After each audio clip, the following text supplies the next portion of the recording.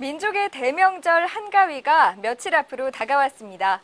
매년 맞이하는 명절이지만 그래도 멀리 고향에 있는 가족들과 친구들을 만난다는 것만으로도 무척 설레기만 한데요. 온 나라가 추석 준비로 바쁜 가운데 IT 소식은 여전히 끊임없이 들려오고 있습니다. 한 주간의 주요 소식으로 이번 주 뉴스 시작합니다. 마이크로소프트는 새로운 웹브라우저 인터넷 익스플로러 9의 베타 버전을 공개했습니다. HTML5를 지원하며 하드웨어 가속 기능을 이용해 속도가 빨라졌습니다. 또 새로운 자바스크립트 엔진을 도입하는 등 사용자 편의성에 중점을 둔 것이 특징입니다. 애플이 지난 10일부터 아이폰4의 강화 유리와 카메라 등 파손 또는 고장에 대해 애플 서비스 센터를 통해 수리해주기로 했습니다. 강화 유리 교체는 39,000원, 카메라가 79,000원, 모터가 39,000원으로 책정됐으며 이외의 문제에 대해서는 기존과 같이 리퍼 제품으로 즉석에서 교환해줍니다. KT가 몇 년 전 고객들의 집 전화를 무단으로 정액요금제에 가입시킨 것이 최근 적발돼 돈을 돌려주라는 시정명령을 받았는데요.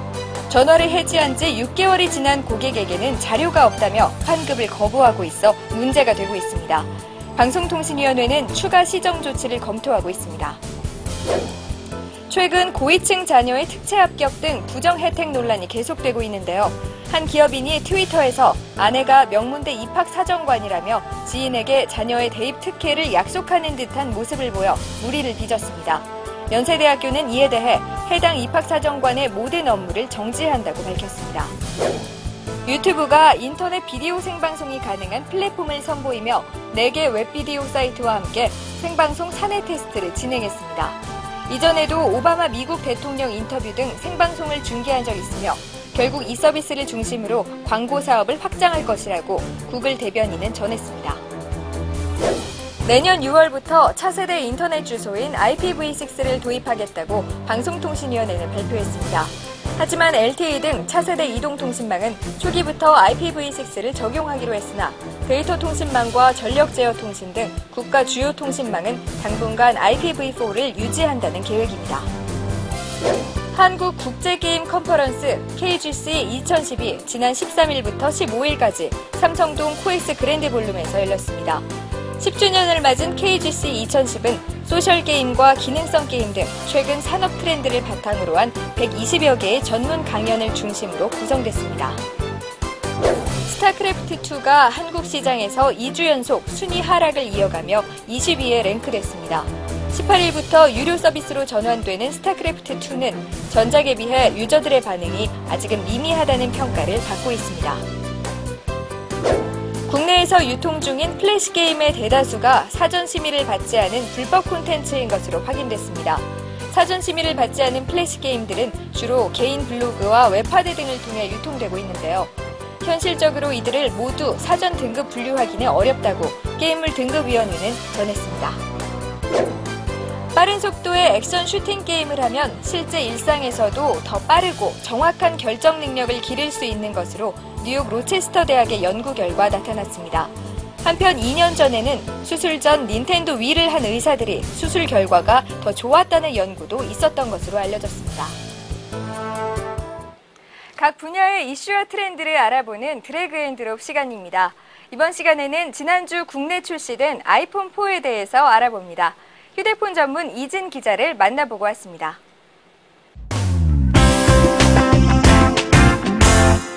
안녕하세요. 네, 안녕하세요.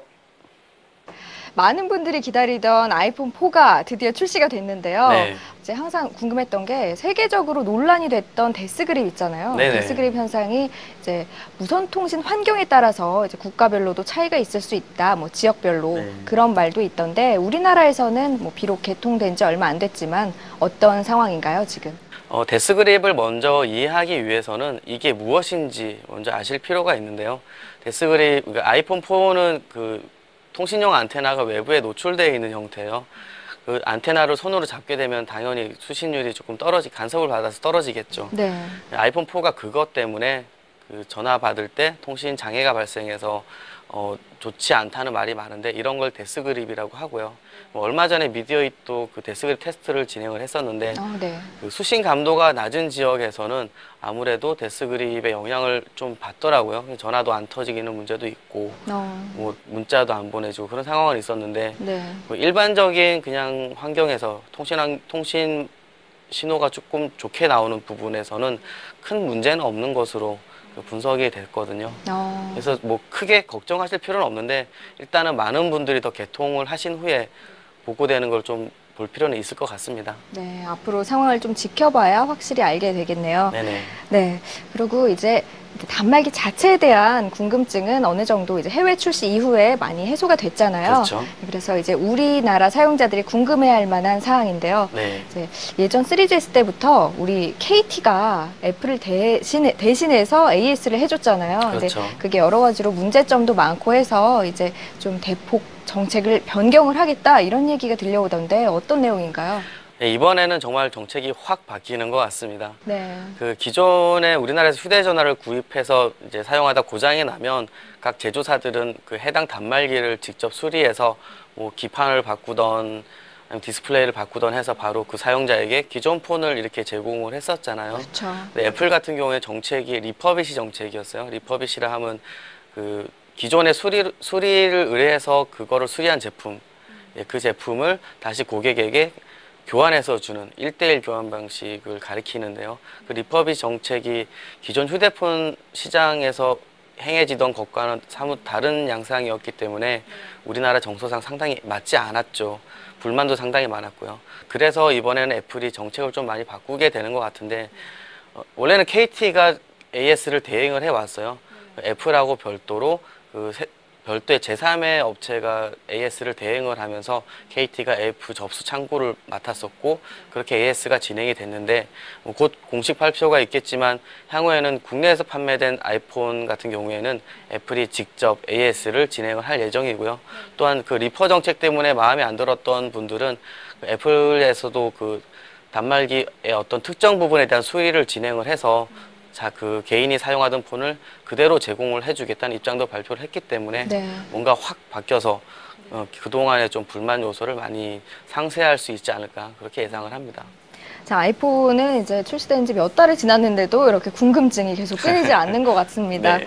네, 그럼 마지막으로요. 이제 다음 주면 추석이잖아요. 네. 네, 추석에 이제 고향 가는 길에 이제 지루하지 않도록 이제 아이폰 이런 스마트폰을 통해서 이제 즐길 수 있는 어플리케이션 몇 가지 좀 추천해 주세요.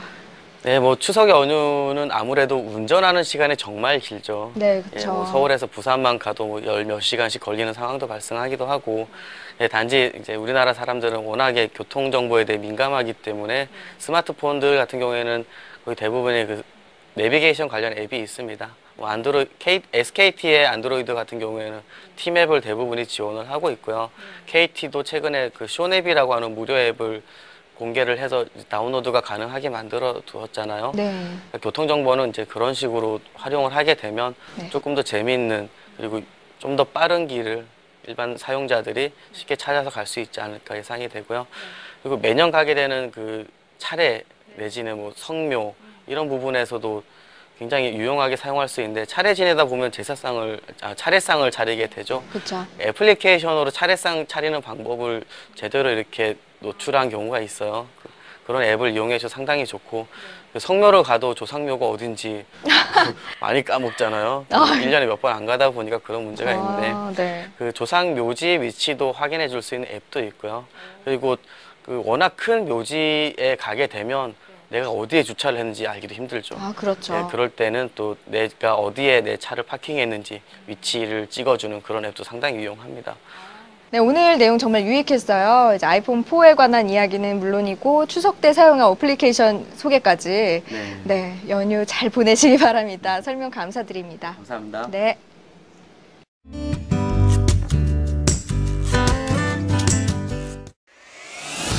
엔비디아는 페르미 GF106 아키텍처를 기반으로 하는 새로운 메인스트림급 그래픽카드 지포스 GTS 450을 발표했습니다.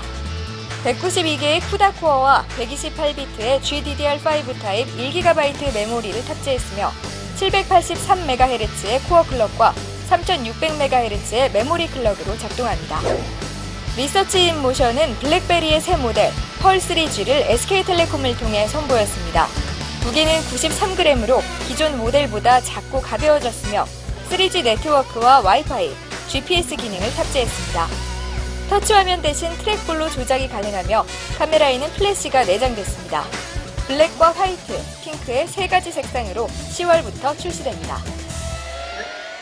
이번 주 소식은 여기까지입니다. 고향에 내려가시는 분들, 또 고향에서 가족들을 맞이하시는 분들, 또 모처럼 여행을 떠나시는 분들 모두 즐겁고 화목한 연휴 보내시기 바랍니다.